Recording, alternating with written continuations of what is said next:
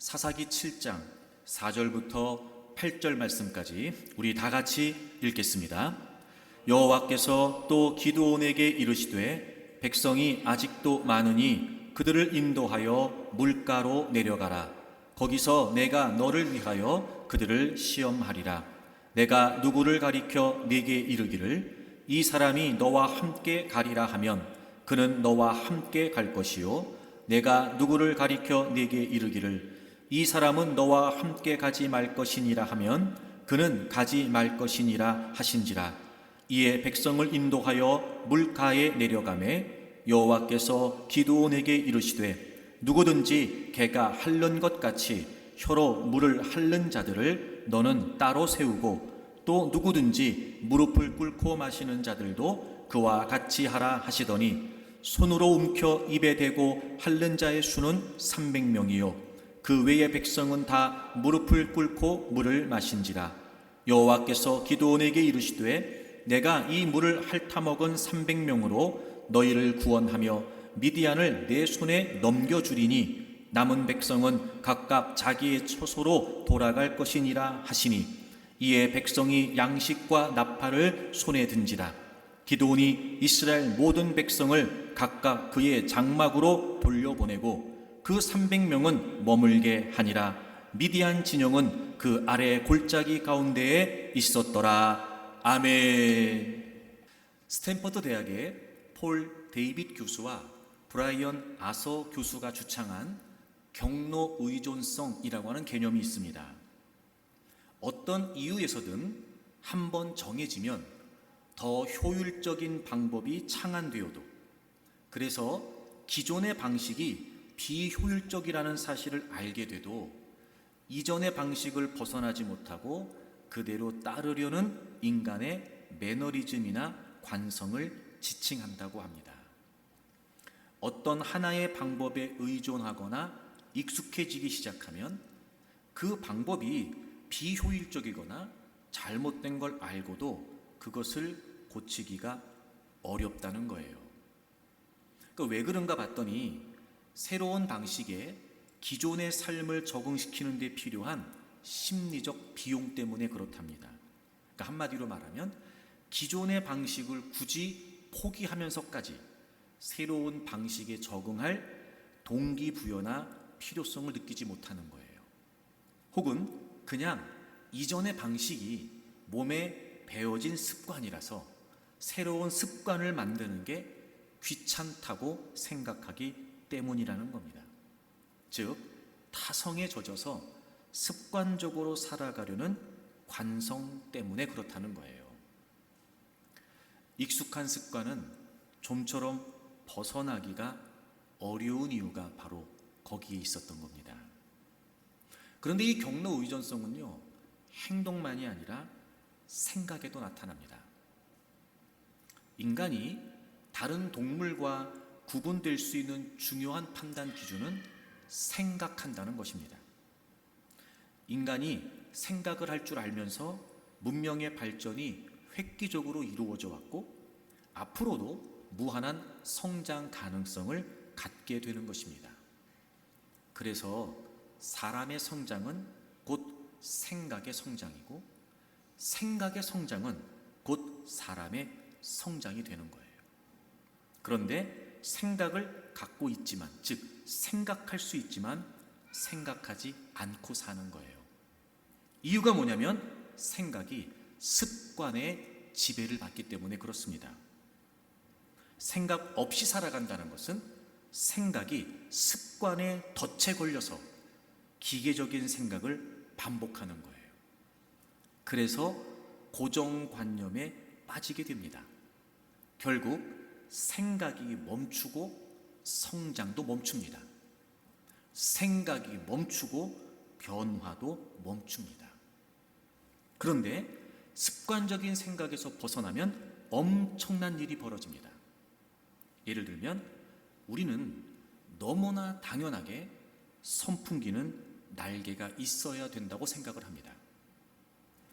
그래서 그렇게 생각하는 사람들은 아무리 혁신적인 선풍기를 만든다고 해도 선풍기의 성능이나 날개 모양, 그리고 그 날개의 회전 방식 등에서만 차이가 날 뿐입니다.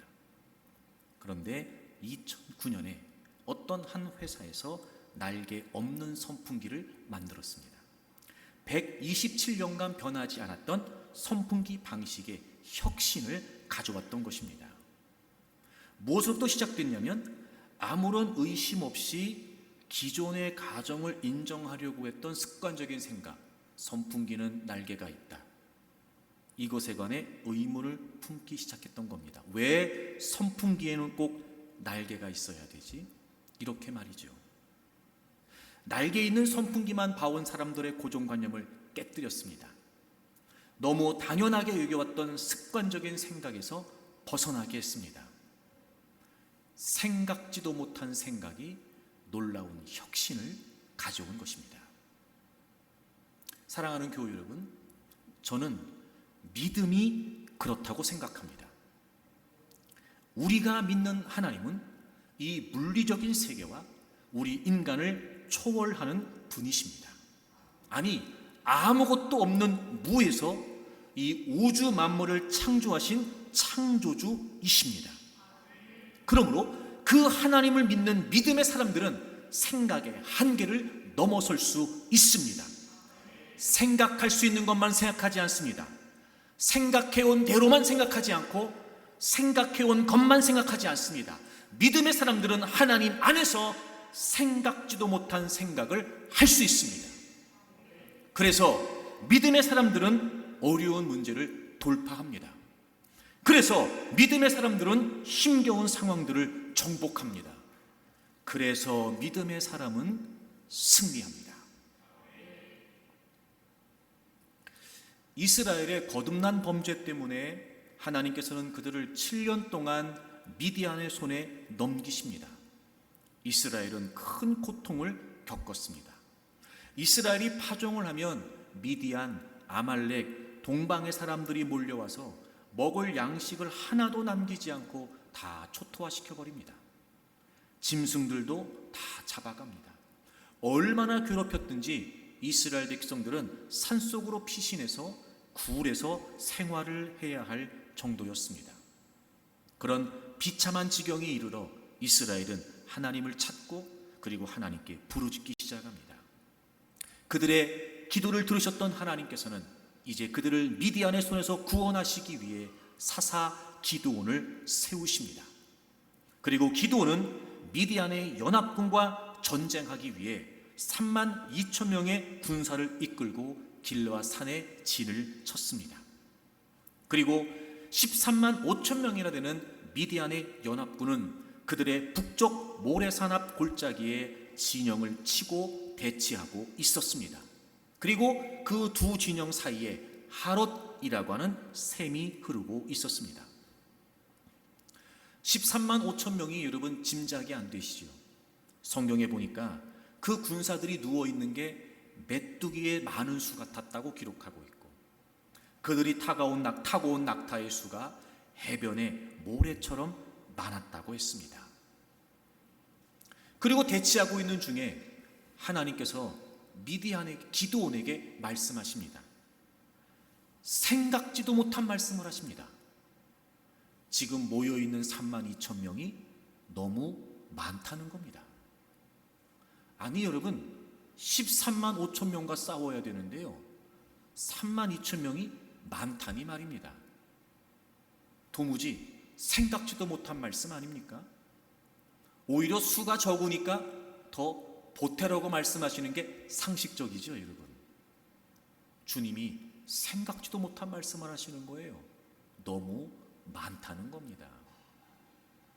그러더니 군사를 추려내십니다.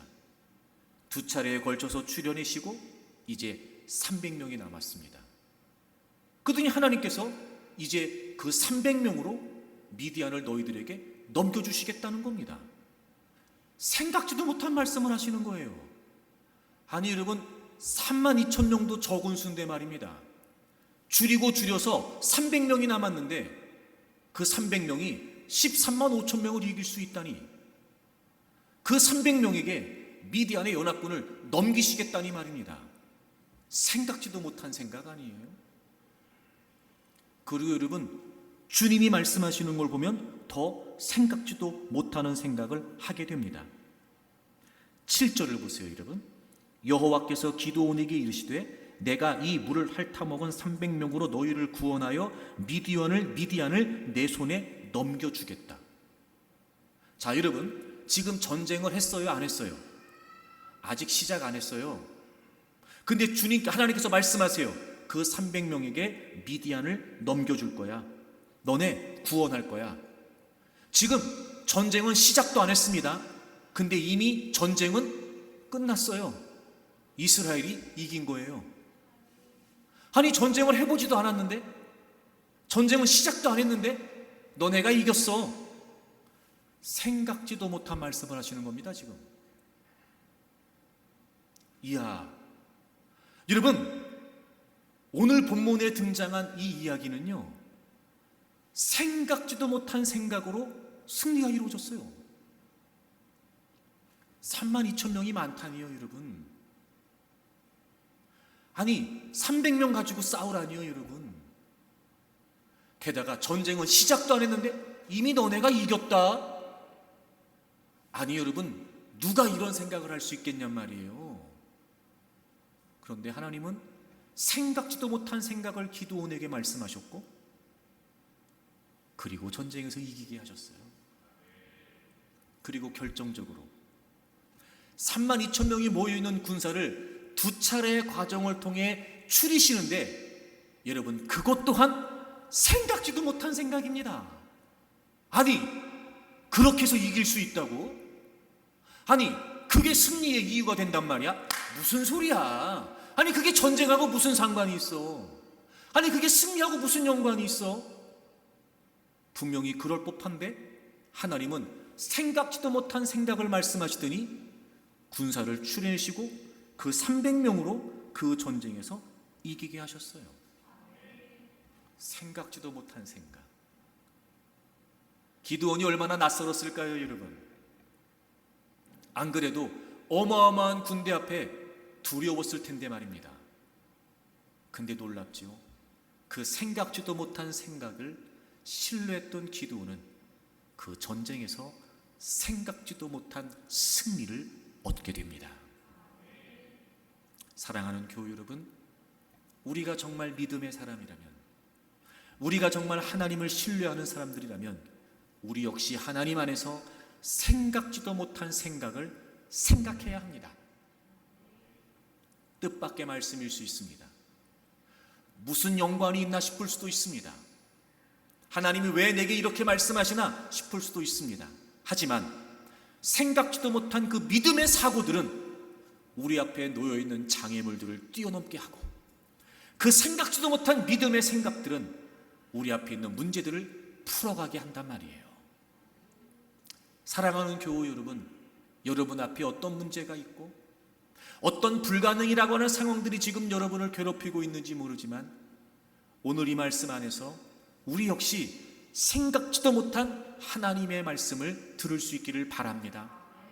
그리고 그 생각지도 못한 생각이 생각지도 못한 승리를 가져왔던 것처럼 여러분의 삶에도 이 기적 같은 승리, 생각지도 못했던 생각이 있기를 주의 이름으로 축복합니다.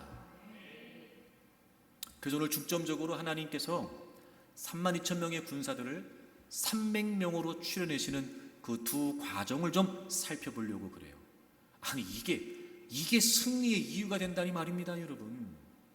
그 생각지도 못한 생각, 우리의 삶을 승리로 이끌어주는 생각지도 못한 생각.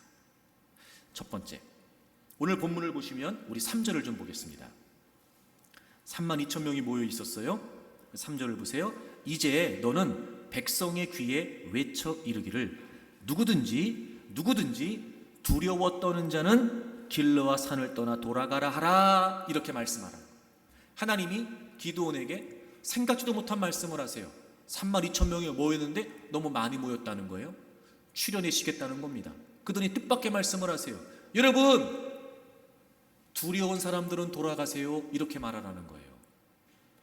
지금 여러분들 중에 싸우겠다고 모였는데요, 겁나는 분 있죠? 두려워 떠는 분들 있죠? 돌아가세요. 이렇게 말하라고 하시는 거예요. 뜻밖의 말씀이었지만 기드온은 그대로 전달합니다. 그랬더니 말입니다. 기다렸다는 듯이 22,000명이 집으로 돌아갔어요. 그리고 10,000명이 남았습니다. 지금 하나님께서 집에 가라고, 돌아가라고 말씀하시는 사람들은 어떤 사람들이었어요? 두려워서 떠는 사람들이었어요. 하나님께서는 두려워서 떠는 자들은 전쟁에 합당하지 않다고 말씀하시는 거예요. 그들은 승리해야 할 수 없다고 말씀하시는 거예요. 다시 말하면 정말 이 전쟁에서 승리하기를 원한다면 무엇보다 마음속에 있는 두려움을 제거해야 된다고 말씀하시는 거예요. 승리를 가져다주는 생각지도 못한 생각, 두려움을 제거하라는 거예요. 제가 왜 생각지도 못한 생각이라고 말씀드리냐면요, 두렵지 않을 사람이 누가 있어요? 미디안의 연합군이 지금 쳐들어왔어요. 싸우자고 하니까 이전과 달리 지도자 기드온이 세워졌고, 싸우자고 하니까 나오긴 나왔는데 딱 봐도 게임이 안 되는 거예요. 지금 메뚜기처럼 지금 누워있다니까요. 여러분, 두렵지 않을 사람이 누가 있겠어요? 근데 하나님께서는 두려워 떨고 있는 자들, 즉 마음속에 두려움이 있는 사람들은 가라고 하시는 거예요. 여러분, 이게 무슨 의미 같으세요? 여러분, 왜 하나님이 이렇게 말씀하실까요? 그럼 하나님이 두려움 자체를 지금 뭐라고 하시는 걸까? 두렵지 않을 사람이 어디 있냔 말이에요. 그럼에도 불구하고 마음속에 두려움이 있는 사람들은 가라는 거예요. 이게 무슨 의미일까요? 우리가 패배하는 이유는 두려운 상대 때문이 아니라 내 안에 두려움 때문이라는 거예요. 맞서기 어려운, 맞서기 버거운, 이기기에 불가능한 상대 맞아요. 그런데 여러분, 하나님은 마음속에 두려움 있는 사람들 가라는 거예요. 무슨 말씀이에요? 진짜 우리가 지는 이유는, 진짜 우리에게 문제는 내가 맞서고 있는 그 두려운 상대가 아니고 내 안에 있는 두려움이 문제라는 거예요. 그러니 너희들이 승리하기를 원한다면 마음속에 있는 두려움을 제거하라는 거예요. 생각지도 못한 생각, 두려운 게 당연하죠, 여러분. 그런데 우리가 쏟고 있는 거예요. 상대가 두려운 건 알겠어요. 그 상대가 두려운 상대라는 걸 인정해요.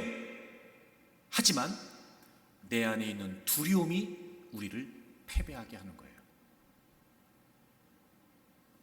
사랑하는 교우 여러분, 생각지도 못한 생각을 우리도 생각해야 됩니다. 우리는 우리가 맞서고 있는 상황이나 문제들이나 그 상대가 우리가 감당할 수 없기 때문에 두려운 걸 당연하게 여길 때, 하나님은 그게 아니라는 거예요. 그래, 상대는 두려워, 나도 알아. 근데 네 안에 두려움을 가지면 안 된다, 이 말씀하시는 거예요.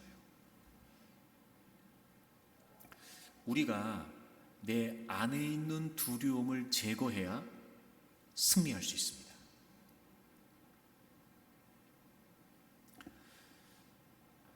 정말 우리를 힘들게 하는 건 두려운 상대가 아니라 내 안에 두려움이라는 거예요.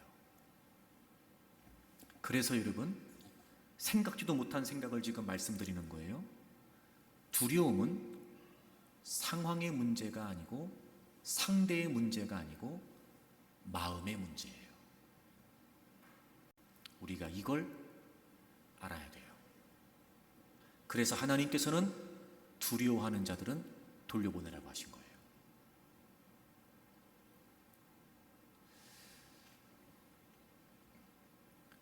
여러분, 왜 그 흑사병이라고 하는 패스트 잘 알고 계시죠? 그거와 관련돼서 전해 내려오는 이런 오래된 얘기가 하나 있더라고요. 이 패스트가 노파로 변장을 한 거예요. 그리고 한 젊은이의 등에 업혀서 어떤 도시에 들어갑니다. 그래서 패스트를 그 도시에 퍼뜨리려고 하는 거예요. 그런데 자기를 업어준 젊은이한테 너무 고마운 나머지 그 착한 젊은이 때문에 약속을 하나 해요. 내가 그 도시에서 60명만 죽인다, 이렇게 약속을 했어요.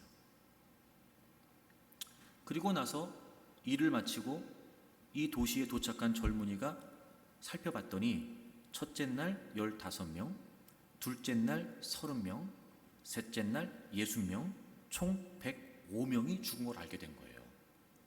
약속이랑 틀리잖아요. 그래서 그 약속을 떠올리고 이 젊은이가 노파를 찾아가서 따지는 거예요. 아니, 60명만 죽이겠다고 해놓고 왜 105명을 죽인 겁니까? 라고 따졌어요. 그때 이 노파가 이렇게 말했다 그래요. 첫날 15명 죽였고, 둘째 날 20명 죽였고, 셋째 날 25명 죽였어. 난 60명만 죽였어.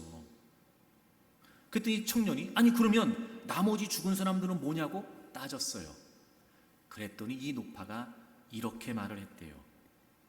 그들은 두려워서 죽은 거야.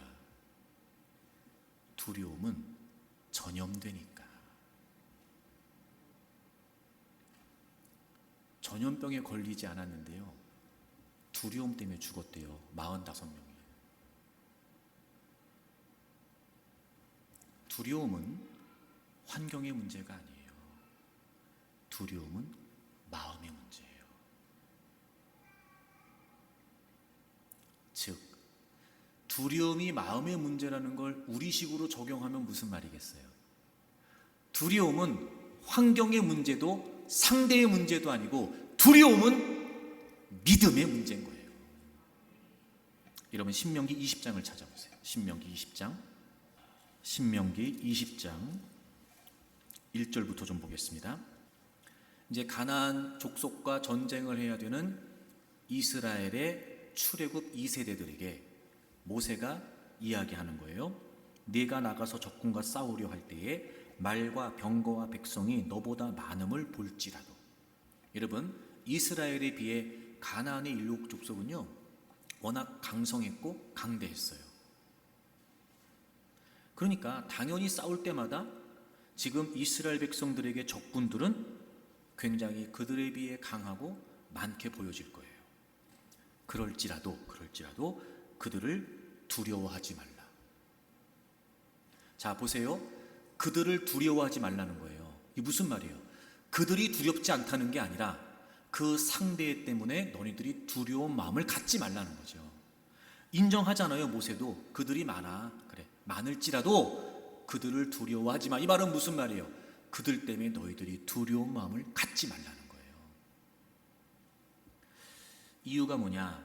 애굽 땅에서 너를 인도하여 내신 네 하나님 여호와께서 너와 함께 하시느니라. 여러분, 이게 중요한데요.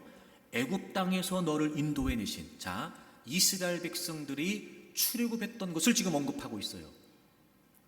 이스라엘의 출애굽을 가로막고 있었던 건 바로였습니다. 여러분, 그래서 이스라엘 백성들이 바로하고 싸웠죠.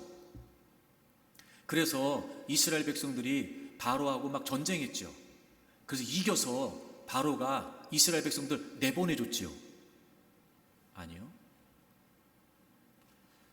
그들의 출애굽을 가로막고 있었던 바로를 누가 상대하셨어요? 하나님이 상대하셨어요. 바로를 이스라엘 백성들이 바로와 맞서 싸운 게 아니었고요, 하나님께서 이스라엘 백성들을 대신해서 바로와 싸워주셨어요. 10가지 재앙을 통해서 바로가 하나님께 무릎 꿇게 하셨다고요. 그리고 이스라엘 백성들은 출애굽을 하죠. 애굽 땅에서 너를 인도해 내신 네 하나님 여호와께서 너와 함께 하신다. 이 말이 무슨 말이에요? 그때 바로에 맞서 너희들을 대신해서 싸워주셨던 그 하나님께서 지금도 너희들과 함께 하시니까 가나안 족속들을 너희들이 맞서 싸우는 것이 아니라 너희들과 함께 하신 하나님께서 가나안 족속들과 싸워주실 것이라는 거예요. 자, 그럼 보세요. 가나안이 강대해요. 이스라엘 비해 가나안은 강하다고요. 하지만 그들과 함께 하시는 하나님이 가나안보다 더 강하시죠. 그래요. 이스라엘이 상대하기에 그들은 두려워요. 어쩔 수 없어요. 하지만 그들은 내 안에, 주들 안에 두려운 마음을 가질 필요는 없어요. 왜요? 나와 함께 하신 하나님이 더 강하시니까요. 그러니까 여러분, 두려움은 상대의 문제가, 환경의 문제가 아니에요. 두려움은 믿음의 문제였던 거예요. 그래서 결정적으로 우리가 패배하는 이유가 뭐예요? 이게 패배의 이유라고? 이것 때문에 승리를 못한다고? 생각지도 못한 생각. 두려운 상대 때문이 아니라 내 안의 두려움 때문이라는 거예요. 그래서 여러분, 믿음의 반대말은 불신이 아니고 두려움인 거예요. 사랑하는 교우 여러분, 두려우십니까? 이제 그 두려움의 실체를 정확히 간파하셔야 됩니다. 두려운 상대 때문에가 아니에요. 내 안에 두려움이 자리 잡고 있는 거예요. 왜요? 맞서 싸워주시는, 대신 싸워주시는, 지금도 나와 함께 하셔서 나를 지키시고 보호하시고 인도하시는 하나님에 대한 온전한 신뢰를 갖지 못하기 때문인 거예요. 그러니 여러분, 지금 여러분이 여러분 앞에 놓여있는 환경과 상황 때문에 두렵거든, 여러분의 그 두려운 마음을 솔직히 인정하고 두려운 상대와 맞서려고 하지 말고 오히려 두려운 마음을 끌어안고 하나님 앞으로 나아오십시오. 그리고 하나님을 바라보세요. 그리고 하나님을 주목하세요. 그리고 지난날 우리의 삶에 우리와 맞서 싸워주셨던, 우리를 대신해서 싸워주셨던 그 하나님을 기억하세요. 그리고 여러분의 안에 있는 두려운 마음들을 제거하십시오. 반드시 생각지도 못한 승리가 주어질 것입니다. 저는 우리가 이 본문을 통해서 그 두려움에 관해 생각할 때 이거 하나는 좀 확실했으면 좋겠어요. 다시 본문으로 좀 돌아보시겠어요, 여러분? 참 하나님이요, 기가 막히세요. 그렇게 두려워하지 말라고 하시잖아요. 그리고 하나님이 아주 역설적인 걸 보여주세요. 자, 몇 절이냐면 9절을 보세요. 9절. 그 밤에 여호와께서 기드온에게 이르시되 일어나 진영으로 내려가라고 하세요. 그러니까 지금 미디안 진영으로 내려가 보라는 거예요. 그래서 기드온이 미디안 진영으로 내려갔어요. 13절. 기드온이 그곳에 이른즉, 그 다음 보세요. 어떤 사람이 그의 친구에게 꿈을 말하여 이르기를, 보라, 내가 한 꿈을 꾸었는데 꿈에 보리떡 한 덩어리가 미디안 진영으로 굴러 들어와 한 장막에 이르러 그것을 쳐서 무너뜨려 위쪽으로 엎으니 그 장막이 쓰러지더라. 그러니까 기드온이 지금 미디안 연합군의 장막에 내려갔어요. 거기서 미디안의 군사들이 서로 나누는 이야기를 지금 들은 거예요. 근데 한 사람이 자신이 꿈을 꿨다는 거예요. 꿈에 보리떡 한 덩어리가 자기들 미디안 진영으로 막 굴러 내려와 가지고요, 그 장막을 쳐서 다 무너뜨렸다는 거예요. 그 꿈을 꿨다는 거예요. 그랬더니 그 꿈을 들었던 또 다른 미디안 군사 중에 한 명이 얘기하는 거예요. 14절. 그의 친구가 대답하여 이르되 이는 다른 것이 아니라 이스라엘 사람 요아스의 아들 기드온의 칼이라. 하나님이 미디안과 그 모든 진영을 그의 손에 넘겨주셨느니라. 그 꿈 이야기를 들었던 그 친구가, 그 또 다른 군사가 얘기하는 거야. 야, 그거 기드온이야, 기드온. 야, 하나님이 우리를 기드온의 손에 넘겨주셨다. 이 무슨 말이에요? 우리 이미 졌다는 거예요. 자, 보세요, 여러분. 하나님이 기드온에게 두려워하지 말라고 그랬어요. 두려움을 제거하라고 말씀하셨어요. 너희들 두려워하지 마. 그리고 하나님이 지금 어떻게 하세요? 그가 맞서 싸워야 될 그 미디안 군사들에게 하나님은 그들이 두려워하게 만드시는 거예요. 왜 하나님이 우리에게 두려워하지 말라고 하시는지 아세요? 그들을 두려워할 대상이 아니라는 거예요. 오히려 하나님은 그들을 두려워하게 만드세요. 그러니까 우리는 그들을 두려워할 이유가 없어요. 그 상황이나 환경을 두려워할 필요가 없다고요. 우리에게 두려워하지 말라고 말씀하신 그 하나님은 우리가 맞서야 될 그 상대를 두려워하게 하신단 말이에요. 우리의 하나님은 그런 하나님이세요. 사랑하는 교우 여러분, 저는 여러분들이 그 하나님을 온전히 신뢰할 수 있기를 바랍니다. 그래야 우리가 상대하긴 벅찹니다. 우리가 그 문제를 어떻게 해결해요? 불가능합니다. 하지만 여러분 안에 있는 두려움을 제거하십시오. 즉, 더 하나님을 온전히 신뢰하십시오. 생각지도 못한 생각, 두려움이 당연하다고 생각됐는데 그게 아니라는 거예요. 그러면 하나님께서는 늘 우리의 삶에 그렇게 행하셨던 것처럼 우리가 두려워할 수밖에 없는 그 상대들, 그 문제들, 그 상황과 그 환경들 하나님께서 다 해결해 주세요.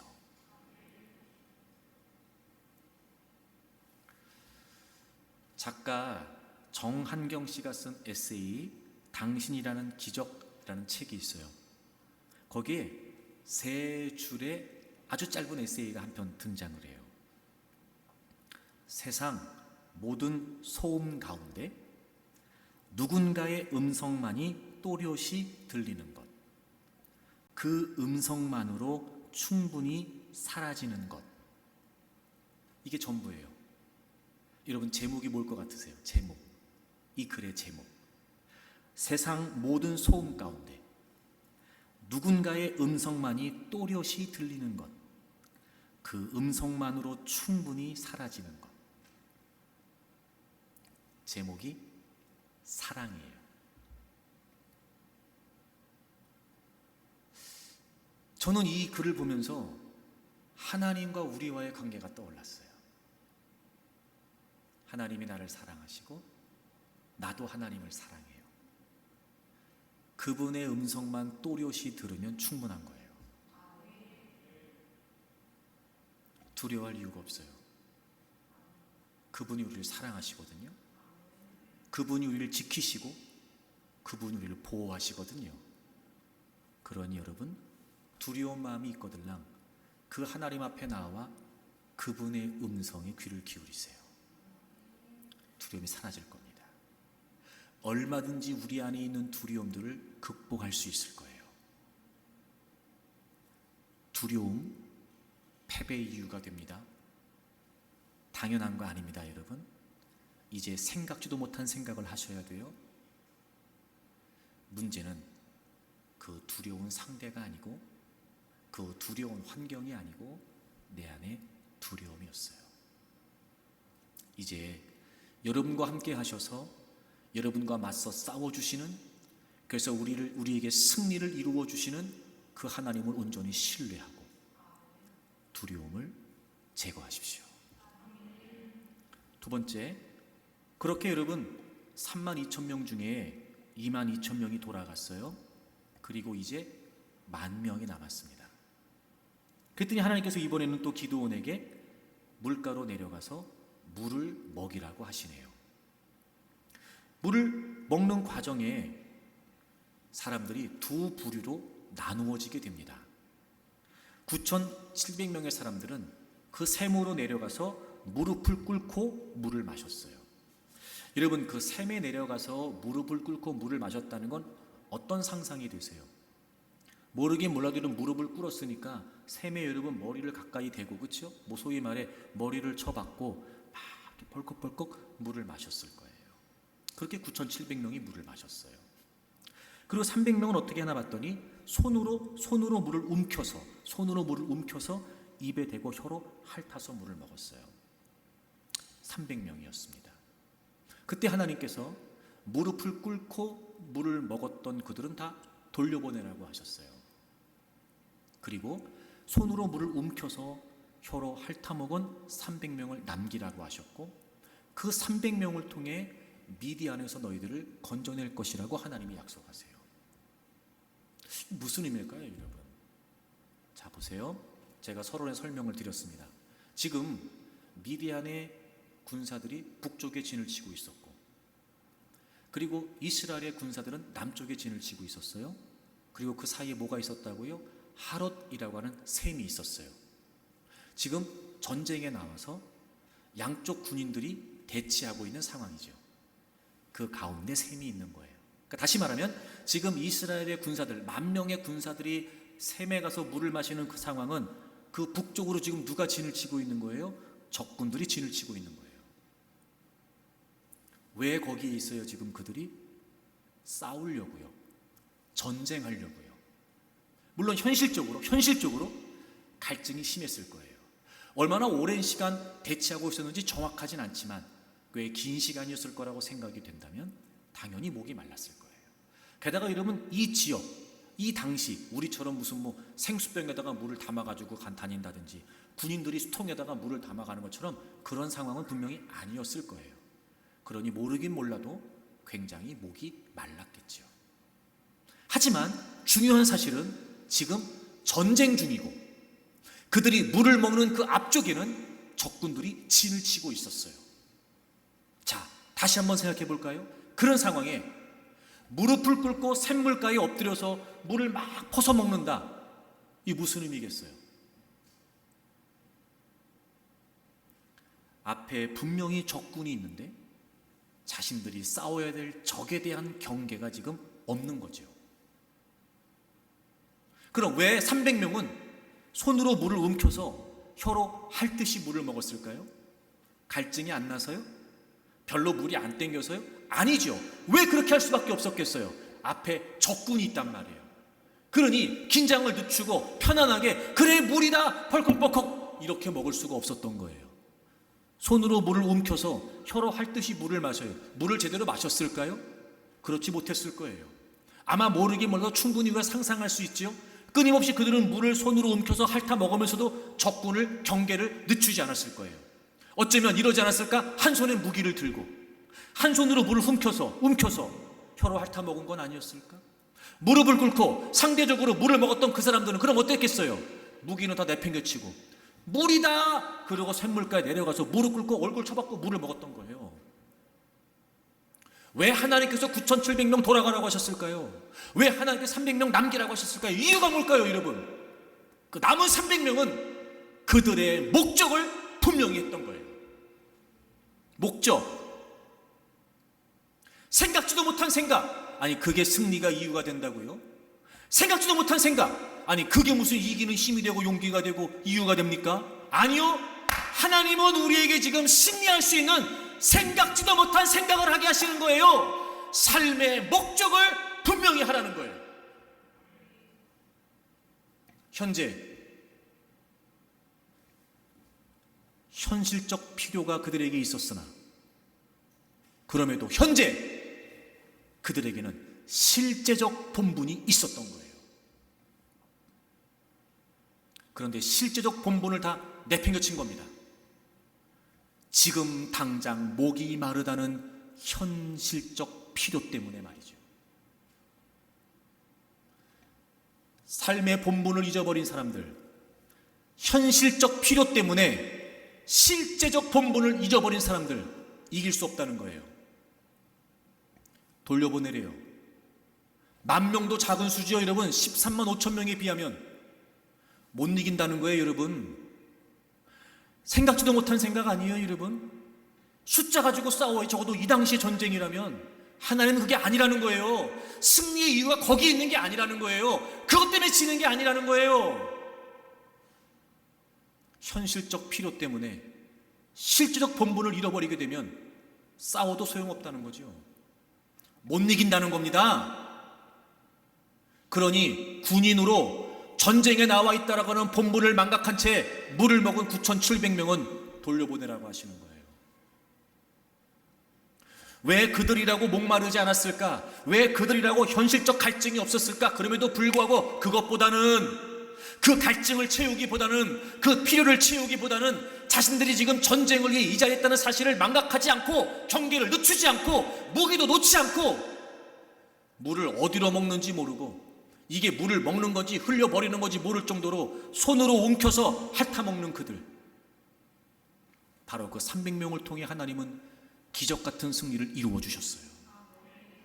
생각지도 못한 생각 아닙니까, 여러분? 아니, 이게 이유가 된다니 말이에요, 여러분. 생각지도 못한 승리가 아닙니까? 어떻게 그렇게 이기냔 말이에요. 근데 하나님께서는 그렇게 이기게 하셨습니다.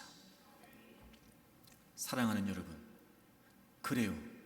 우리에게 현실적 필요가 있다는 거 부정할 수 없습니다. 우리에게 현실적 갈증이 있다는 거 부정할 수 없어요. 저 역시 마찬가지. 왜 그렇게 모자란 게 많아? 왜 그렇게 부족한 게 많아? 왜 그렇게 걱정거리가 많아? 이것도 없고 저것도 없고 이것도 모자라고 저것도 모자라고 그렇게 살아요, 여러분. 그런데 그 현실적 필요가 중요하지 않다는 이유가 아니라 그 현실적 필요 때문에 더 중요한 실제적 본분을 망각한다면 우리는 우리의 삶에서 승리할 수 없다는 겁니다. 사랑하는 교우 여러분, 이 생각지도 못한 생각을 우리가 좀 생각했으면 좋겠습니다. 우리는 끝도 없는 갈증 속에 살아갑니다. 끝도 없는 부족 속에 필요 속에 살아갑니다. 누구에게는 건강이, 누구에게는 물질이, 누구에게는 자녀가, 누구에게는 관계가, 누구에게는 사업이, 우린 끊임없는 필요와 갈증 속에 살아요. 그러다 보니 현재 실제적 본분을 망각하고 사는 겁니다. 아주 망각하거나 무시하지 않을 수 있으나 여전히 뒤로 미루는 겁니다. 그렇게 시간이 지나고 세월이 흘러요. 여전히 실제적 본분은 뒤입니다. 그리고 현지적 필요에 급급한 나머지 그것만을 위해 인생을 삽니다. 실제적 본분, 삶의 목적, 하나님의 사명, 하나님의 비전 알아요. 제가 압니다. 아무리 말해도 소용이 없어요. 지금 현재 나는 현실적 필요만을 위해 살거든요. 못 이긴다고요, 여러분. 못 이겨요. 생각지도 못한 생각을 생각하셔야 됩니다. 과연 하나님이 나를 이 땅에 존재케 하시는 이유가 뭘까? 내가 이 땅에 살아가면서 마땅히 구원받은 하나님 백성으로서 본분을 감당해야 될 본분은 과연 뭘까? 아주 근본적으로 우리는 사는 것이 아니라 보내진 것인데, 나를 보내신 내 삶의 주관자이신 하나님께서 나에게 원하시는 본분은 과연 뭘까? 우리가 현재 무엇을 위해 살고 있냐 말이에요. 제가 보기에는 여러분, 실제적 본분을 놓친 채 현재적 필요만을 위해 살게 하는 거 원수막의 장난질이에요. 예수님께서 공생의 사역을 시작하시기 전에 40일을 금식하시잖아요. 그리고 광야에 나오셔서 사단에게 시험을 받으세요. 여러분 잘 아시죠? 첫 번째 시험이 뭐였어요? 예수님에게 사단이 이 돌을 가지고 떡을 만들어 먹으라는 거예요. 예수님이 40일 금식하신 거 알잖아요. 제가 늘 말하지 우스갯소리로 귀신이 귀신같이 알아요. 지금 당장 뭐가 필요한지. 솔직히 말해서 예수님께서 그 돌을 떡으로 만들어서 드실 수 있는 능력은 얼마든지 있으셨지요. 근데 주님 뭐라고 말씀하세요? 사람이 떡으로만 사는 거 아니야. 하나님의 말씀으로 산다, 이렇게 말씀하세요. 떡이 필요 없다 이 말씀이 아니죠, 여러분. 떡으로만 사는 게 아니다라고 말씀하시는 거 보면 떡도 필요해요. 근데 그보다 더 중요한 게 뭐예요? 하나님의 뜻대로 산다는 거예요. 우리도 그렇지 않아요, 여러분? 끊임없이 현재적 필요와 실질적 본분 사이에 갈등하고 살아요. 우리도 그런 거 아니에요? 자, 떡 만들어 먹어. 또 이거 필요하잖아. 떡부터 해결해. 또 이거 중요하잖아. 끊임없이 원수마귀가 우리의 귓가에 속삭여요. 달콤하게, 그럴듯하게, 그리고 결정적으로 실제적 본분을 망각하게 만들어요. 두 번째 시험이 뭐였죠? 예수님을 성전 꼭대기에 데리고 올라가요.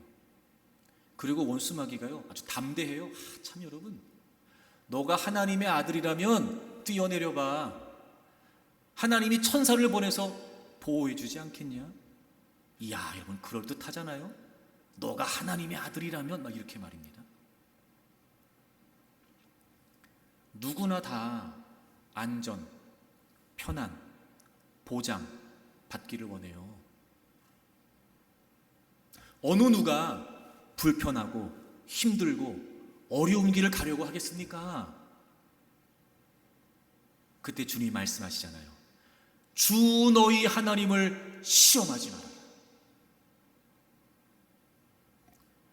우리의 삶에 꽃길이 펼쳐져야 내가 하나님의 자녀인 겁니까?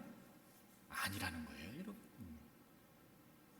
우리의 인생에 레드카펫이 화려하게 쫙 펼쳐져 있어야 내가 하나님의 백성이라는 거예요? 아니라니까요. 속지 마십시오. 끊임없이 원수배가 속삭이는 거예요. 편안해야지. 안전을 보장받아야지. 너 노후는 어떻게 살려고 그러냐? 너 통장에 얼마 있어? 그거부터 해결해. 먹고 살아야지. 보장이 돼야지. 건강해야지. 그게 필요 없다는 게 아니고요. 우리가 거기에 쏘가 넘어가는 순간 시험에 빠지는 거예요. 세 번째 시험이 뭐였어요? 산꼭대기 예수님 데리고 올라가서 자기한테 절하면 이 모든 영광을 다 주겠다는 거예요. 야, 여러분, 명예 싫어하는 사람이 어디 있고 칭찬 싫어하는 사람이 어디 있고 자기가 드러나고 자기가 높아지고 자기가 여러분 그렇게 나타나는 거 싫어하는 사람이 누가 있어요? 주님이 그때 뭐라고 말씀하세요? 주 너희 하나님께만 영광을 돌리라는 거예요.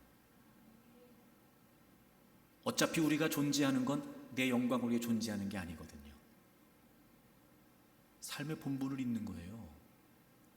마치 그게 나의 이유인 것처럼 나도 모르는 사이에 그 원수막의 속삭임에 쏘가서 현재적 필요 거기에만 사는 거예요.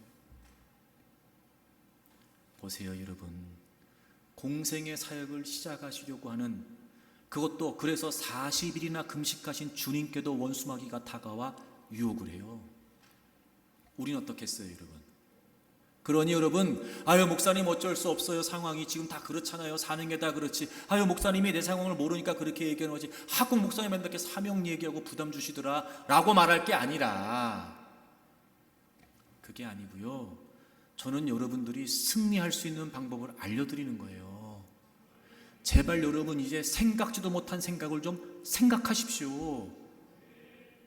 이를테면 이런 거 아닐까? 왜 인생이 안 풀릴까? 왜 맨날 이 삶이 그렇게 곤고하고 힘든 걸까? 왜 이렇게 맨날 어려운 것만 생기는 거야? 나 이렇게 하는 일이 되는 게 없어. 왜 그러겠어요? 현재적 필요, 실제적 필요만을 위해 살아서 그래요. 현실적 필요에만 목숨을 거니까 그렇습니다. 그러면 안 되고요. 실제적 본분을 위해 사셔야 됩니다. 그래서 예수님께서 너희들은 먼저 그의 나라와 의를 구해라. 먼저. 그리하면 무엇을 먹을까, 무엇을 마실까, 무엇을 입을까 다 내가 너희들에게 더해 줄 것이다 말씀하셨어요. 제가 그런 말씀 드렸는데, 먼저는 항상 먼저여야 돼요. 그래야 먼저가 됩니다. 여러분 어떠세요? 하나님의 나라, 하나님의 의, 그러니까 우리가 마땅히 추구해야 될 실제적 본분이 먼저라는 걸 모르지 않아. 근데 우리는 그게 먼저가 아니야. 그러니까 먼저라고 말하고 먼저라고 알지만 우리는 먼저를 먼저로 살지 않아요. 그렇기 때문에 우리에게 먼저는 먼저가 아닌 거예요. 주님이 약속하셨어요. 너희는 먼저 그의 의와 그의 나라를 구해. 그럼 내가 다 도와줄게. 다 책임져 줄게 내가. 사랑하는 교우 여러분, 저는 여러분들이 현재 지금 현실적 필요보다 실적 본분을 위해 살면서 이 마태복음 6장 33절의 말씀을 여러분의 말씀으로 체험할 수 있기를 축복합니다.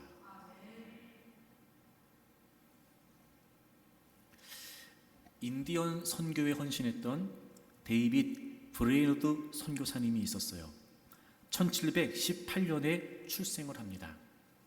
참 우울한 어린 시절을 보냈는데요. 9살에 아버지가 돌아가시고 14살에 어머니가 돌아가세요. 참 어려운 삶을 살고 있었습니다.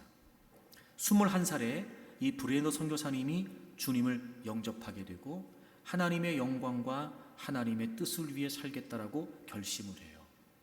그리고 무엇보다 인디안 선교를 위해 헌신하겠다 라고 서원을 하고 기도하면서 준비를 합니다. 25살에 인디언 선교사가 됩니다. 인디언들과 함께 생활을 합니다.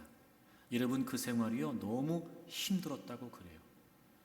언어가 제대로 통하지 않아요. 소통이 잘 되지 않아요. 그러니까 늘 이 선교사님은 외로웠다고 그래요.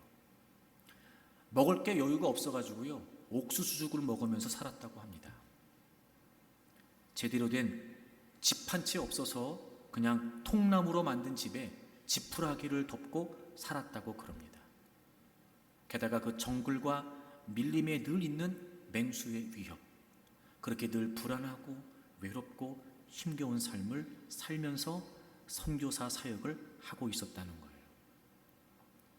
근데 그러던 중에 아주 좋은 도시에서 목회자로 초빙을 받았다고 그래요. 그때 이분은 현실적 필요에 의하면 그 청빙을 받아들일 수 있었지만 그의 실제적 본분은 선교사였기 때문에 그 좋은 자리를 거절했다고 합니다. 그리고 이렇게 말했대요. 인디안 복음화를 위해 썩어지는 한 알의 밀알이 되겠다 그랬다고 그래요. 27살이 됐습니다. 사역을 한 지 2년여가 됐죠. 23명이 회심을 하고 주님을 믿게 됐다고 그래요. 근데 너무 안타까운 건 29살에 폐결핵에 걸려서 결국 사망했다고 합니다. 이분의 이야기가 책으로 나왔는데 마틴 로이드 존스라고 하는 영국의 복음주의 설교자이고 주석이나 또 서적으로 전 세계에 큰 영향력을 끼친 목사님이 있어요. 마틴 로이드 존스 목사님이 이분의 책에 관해 이렇게 이야기를 했습니다. 데이비드 브레이너드의 생애와 일기를 읽으면서도 제정신이 들지 않는다면 단언컨대 여러분은 희망이 없는 이름뿐인 그리스도인에 불과합니다. 이 책은 여러분의 영적 자만심을 막는 해독제입니다. 우리는 이 책을 읽으면서 정신을 차려야 합니다. 무슨 의미겠어요? 현재, 지금 현실적 필요를 위해 살고 있느냐, 아니면 실질적 본분, 사명을 위해 살고 있느냐, 그거 점검하라는 거죠. 사랑하는 교회 여러분, 우린 누구나 다 승리하기를 원합니다. 우리 앞에는 그 어떤 문제와 상황도 우리가 돌파하고 정복해가면서 정말 멋지게 살기를 원합니다. 이제 생각지도 못한 생각을 하셔야 됩니다. 문제는 두려운 상대가 아니고 내 안에 있는 두려움입니다. 사랑하는 교회 여러분, 하나님을 신뢰함으로 두려움을 제거하십시오. 생각지도 못한 생각을 생각하셔야 됩니다. 삶의 본분을 분명히 해야 됩니다. 그게 승리의 이유가 되거든요. 지금 여러분이 어떤 형편과 처지 가운데 있는지 모르지만 현재적 필요를 위해 살지 말고 현실적 갈증을 위해 살지 말고 실제적 본분을 위해 사십시오. 반드시 우리의 삶은 승리할 수 있습니다. 오늘 이 본문을 통해서 우리에게 들려주신 이 생각지도 못한 생각들, 여러분 이것이 우리의 말씀이 되어서 여러분의 삶에도 기드온이 300명이 이룬 놀라운 승리, 바로 그 하나님의 크고 위대하신 역사가 우리의 삶에도 있기를 바랍니다.